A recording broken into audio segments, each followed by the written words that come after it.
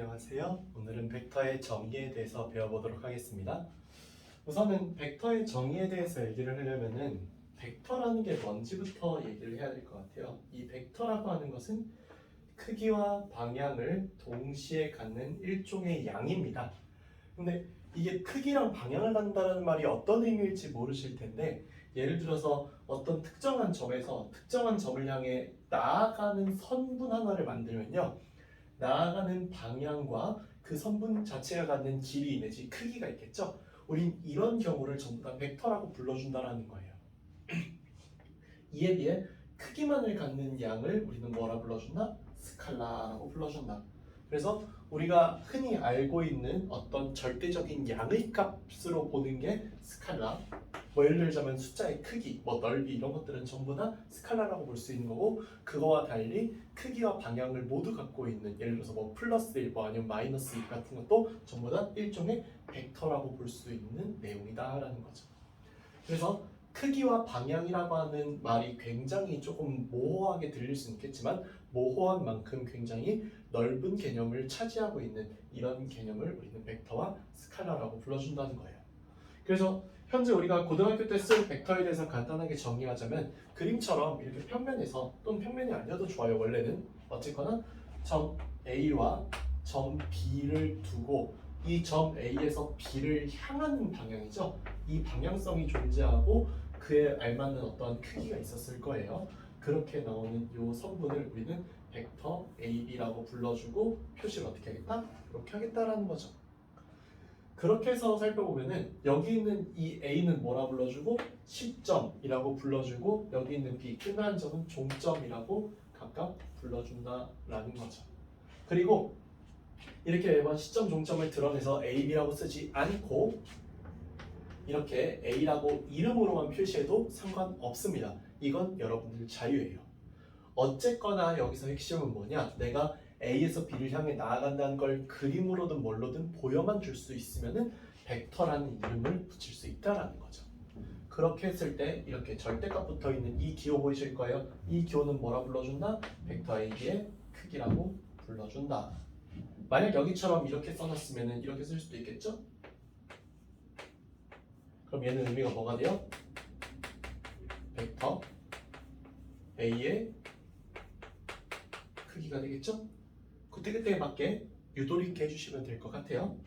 마찬가지로 여기는 문제에서 또 정의 내리는 크기가 1인 벡터를 우린 뭐라 불러줄 거다?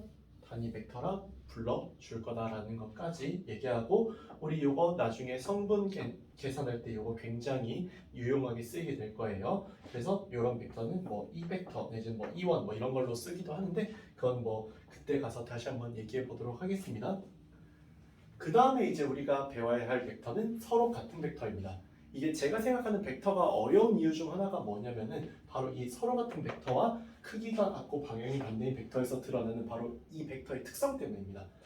벡터가 지금 이 두 벡터가 서로 같다라고 하는데, 이제까지 우리가 생각하는 벡터의 개념은 뭔가 좀 우리가 알고 있던 이제까지의 개념하고 조금 달라요. 예를 들어서 직선만 놓고 보더라도 이렇게 되는 직선 평행하다고 하지 서로 같다라고 안 하거든요. 서로 같은 직선은 완전히 이렇게 겹쳐야 서로 같은 직선이죠. 그런데 벡터는 그런 게 없습니다. 시점에 상관이 없다는 게 중요해요. 그럼 여기서도 마찬가지예요. 시점이 달라도 상관이 없습니다. 뭐만? 크기와 방향만 모두 같으면 돼요. 그럼 서로 같은 벡터라 불러주고, 이때 두 벡터는 서로 같다라고 이렇게 등으로써 나타내고 서로 같은 벡터라고 불러준다라는 겁니다. 그랬을 때 여기 있는 시점을 A, 여기 있는 종점을 B, 여기 있는 시점을 C, 여기 있는 종점을 D라고 한다면은 보이시는 것처럼 AB 벡터가 CD 벡터랑 같다라고 둬도 상관없다라는 거죠. 그리고 또 마찬가지로 여기 나타낸 것처럼 A 벡터랑 B 벡터랑 같다라고 해도 상관이 없는 거고요. 어쨌거나 이렇게 나타내는 게 되는 거고, 세 번째로 크기가 같고 방향이 반대인 벡터입니다. 벡터 A가 크기와 방향에서 크기는 똑같은데 방향이 그 정반대인 경우들이 있어요. 방향이 그 정반대인 경우는 마이너스 A라고 하는 이런 기호로 나타내게 되는데요. 이때 같은 경우는 이 벡터랑 방향이 완전히 반대인 이쪽 벡터를 두고서 여기가 A 벡터면은 여기가 마이너스 A 벡터니까 여기가 A 벡터일 때 여기가 마이너스 A 벡터다라고 알아두시면 되겠죠. 보시다시피 이쪽 방향과 완전 반대인 이쪽 방향으로 나가고 있으니까요. 다만 크기는 똑같다라는 거. 그런 경우 우리가 마이너스를 붙여서 표현하고 이 역시 시점이 달라도 상관이 없다라는 겁니다. 마찬가지예요. 여기를 내가 A라고 하고 여기를 내가 B라고 하고 여기를 C, 여기를 D라고 한다면 AB 벡터는요 CD 벡터에다가 마이너스 붙이는 것과 똑같아지게 되죠. 다시 DC 벡터에다가 왜냐면은 방향이 서로 반대니까요. 근데 이 말을 이렇게 볼 수도 있어요. 그냥 아예 야 너 마이너스 BA잖아 라고 해도 상관없다는 겁니다. 이건 이제부터 여러분들 자유예요.